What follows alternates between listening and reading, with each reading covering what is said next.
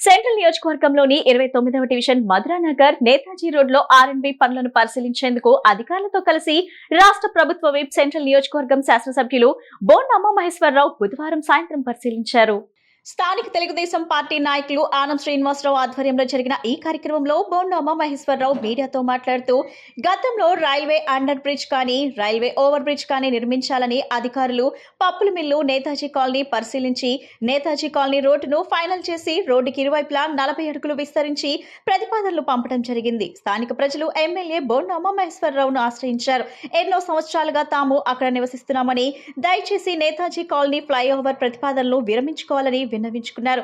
దీంతో బుధవారం సాయంత్రం ఎమ్మెల్యే బోండామ మహేశ్వరరావు టౌన్ ప్లానింగ్ అధికారులు, ఆర్ఎండ్బి అధికారులు, ఇంజనీరింగ్ అధికారులతో కలిసి నేతాజీ కాలనీ రోడ్ మరియు పప్పుల మిల్లు రోడ్లను పరిశీలించారు.